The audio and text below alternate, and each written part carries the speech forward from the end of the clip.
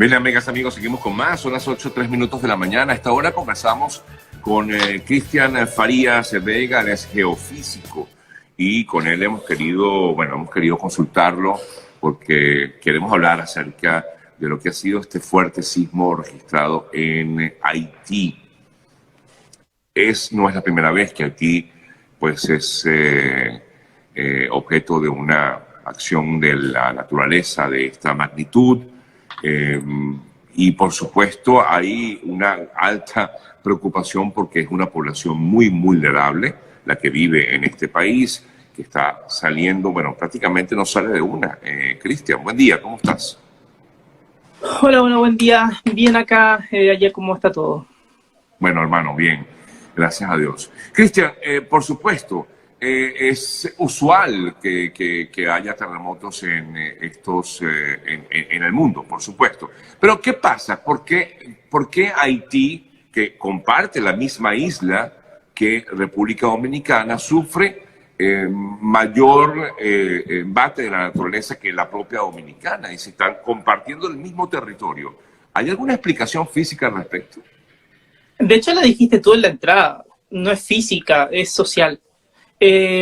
La diferencia está en los niveles de vulnerabilidad. Es cierto que las rupturas de los terremotos han afectado más cerca a Haití, particularmente el 2010 fue muy fuerte, muy cerca de Puerto Príncipe, lo que llevó a un desastre donde murieron fácilmente más de 100.000 personas, y la estimación incluso de fatalidades es algo complejo hasta el día de hoy.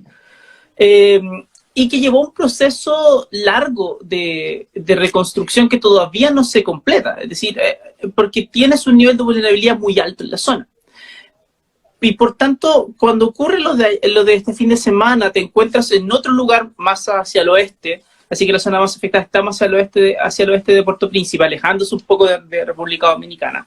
Pero además, nuevamente ocurre esto en una zona altamente vulnerable y por tanto una zona que te incuba desastres. El desastre no va a ser natural, nunca. El desastre va a estar generado por una mala respuesta, y esa mala respuesta tiene que ver con cosas como cuánto estás expuesto a una amenaza natural y también cuán vulnerable eres. Entonces nunca es como que la naturaleza se ensaña contigo. Realmente claro, el terremoto viene a preguntarte cómo estás, y si no estás bien, no te va a ir bien, nunca. Claro.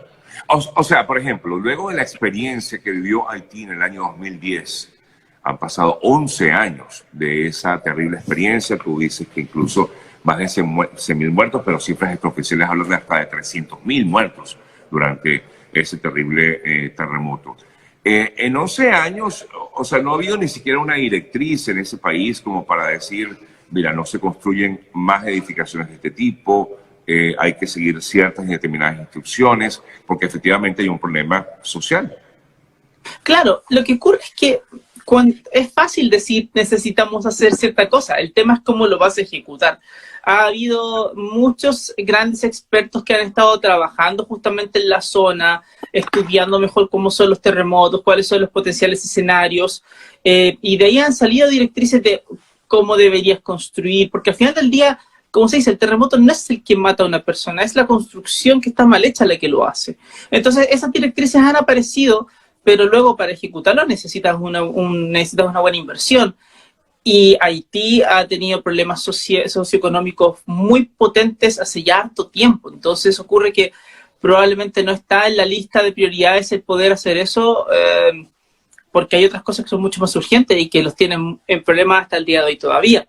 Entonces, no te diría que es como pura negligencia, ni mucho menos, sino que simplemente que no es tan fácil llegar y pedirle a un país que tiene todos estos problemas que lo haga rápidamente, y lamentablemente no lo alcanzaron a hacer a tiempo, ciertamente, porque ya tenemos más de 1.000 muertos reportados, y eso es una cifra que seguramente va a ir creciendo con el pasar de los días.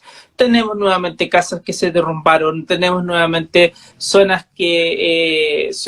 altamente pobladas donde hay un impacto muy fuerte. Y eso que en Haití no hay grandes edificios.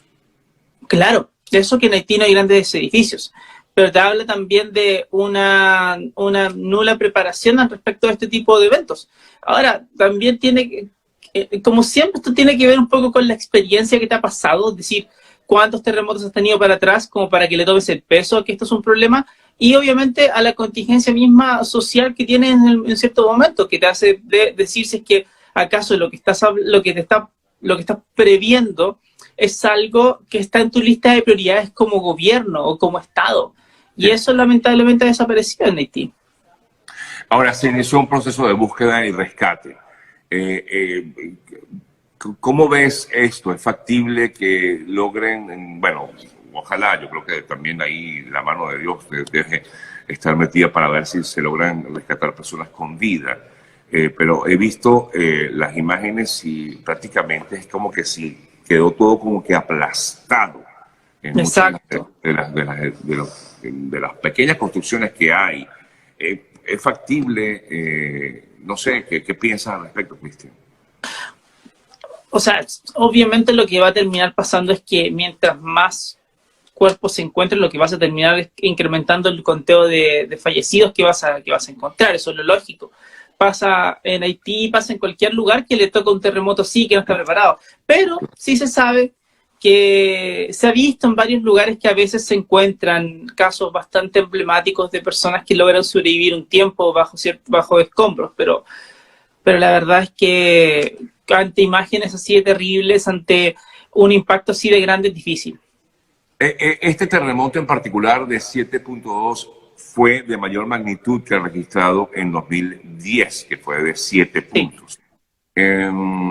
¿Por qué el de 2010, digamos, tuvo mayor, o por lo menos fue lo que se conoció en el momento, mayor, porque era una zona más poblada que la que actualmente se dio este terremoto, Cristian? Sí, bueno, eso es lo primero. Obviamente una zona que es mucho más poblada, la de Puerto Príncipe, y por tanto tienes más edificios que se pueden caer, fundamentalmente. Claro. Y también lo otro está en que ocurre hace 11 años atrás, donde tenías aún menos conciencia de un terremoto. Por tanto, si hubo algún tipo de cosa que se pudo haber hecho en el camino de estos últimos 11 años, quizás ayudó un poco en esta vez, pero no mucho. Pero lo que sí claramente marcó es que hace 11 años esto golpeó muy cerca de Puerto Príncipe con un efecto muy potente ahí, y eso fue determinante para el nivel de catástrofe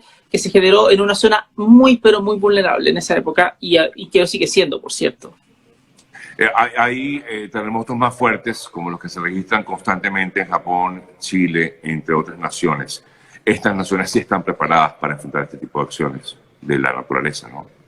Claro, lo que pasa es que ahí justamente en Japón, en Chile, se generan normas de construcción sismoresistentes porque, bueno, nos ha tocado estar viviendo con estos eventos toda nuestra vida. Entonces, sabes que es un tema del cual hay que hacerse cargo rápidamente.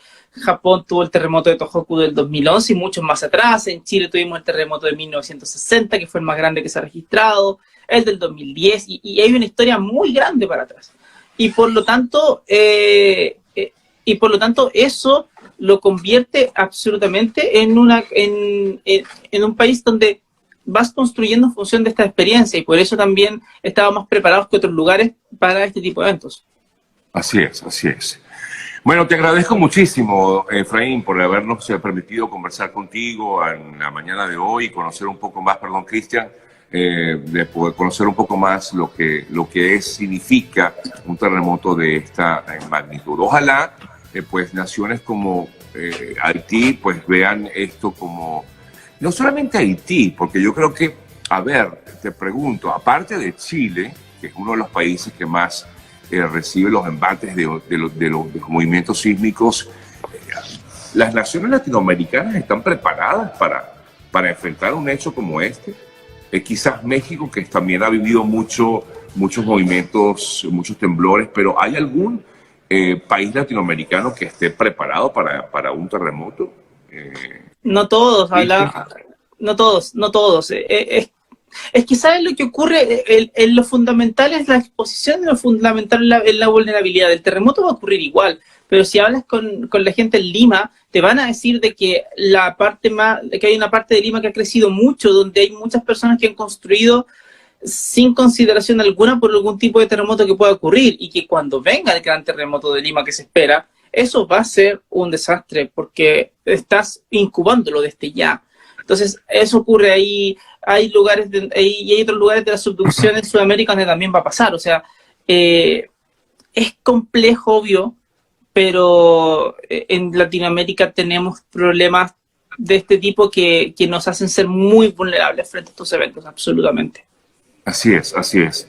Muchas gracias de nuevo, Cristian. Cristian Farías, geofísico, con quien hablábamos aquí en el programa. Un fuerte abrazo y gracias por toda la información. Muchas gracias, que esté muy bien. Vale, igualmente. Hacemos una pausa y ya venimos.